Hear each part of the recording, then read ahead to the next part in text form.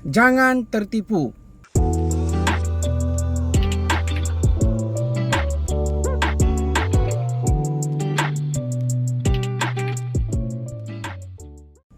Salam sejahtera dan bertemu kembali di channel saya BP Jaya. Kepada anda yang belum follow channel saya, jangan lupa untuk follow channel saya untuk mendapatkan info-info lanjut yang akan saya sampaikan.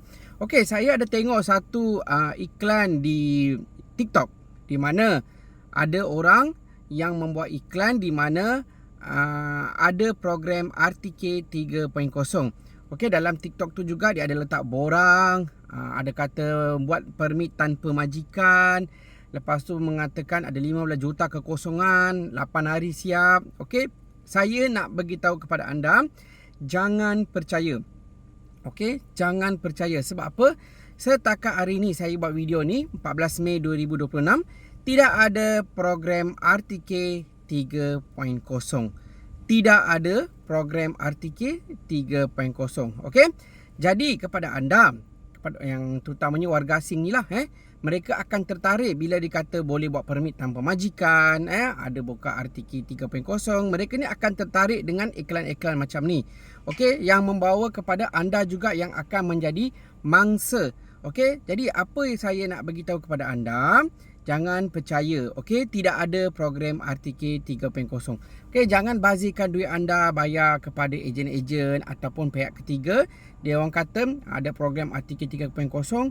Okey, kamu boleh daftar tanpa majikan. Okey, tidak ada permit tanpa majikan. Tidak ada di Malaysia. Okey, permit bebas pun tak ada. Okey, diorang ni siap keluarkan borang, ada logo immigration, ada buatlah apa-apa detail, mengatakan tak boleh buat tanpa majikan lah. Okey, siap 8 hari lah, ada kekosongan lah. Jangan percaya, benda tu tipu. Okey, diorang nak cuba nak ambil duit daripada kamu dan ditipu.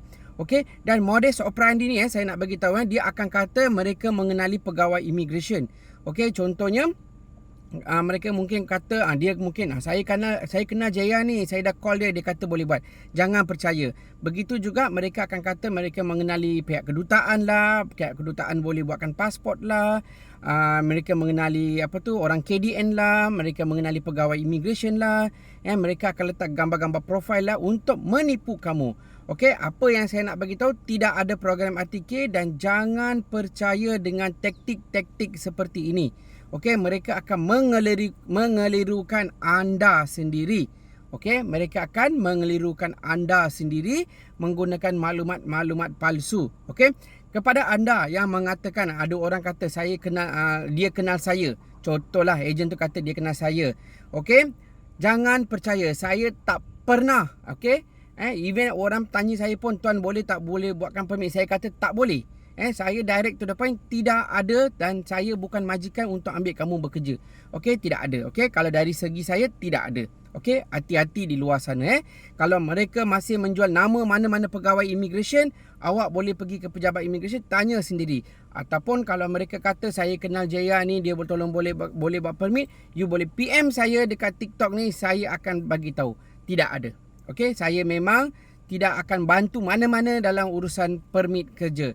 Contoh macam ni, saya sampaikan informasi tidak ada RTK 3.0. Okey, jadi hati-hati di luar sana, jaga duit anda, jangan tertipu.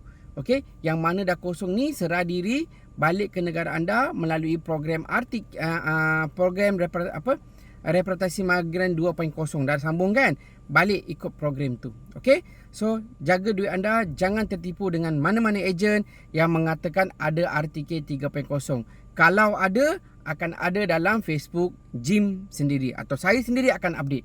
Okey, itu saja daripada saya. Jangan lupa untuk share, follow channel saya ini.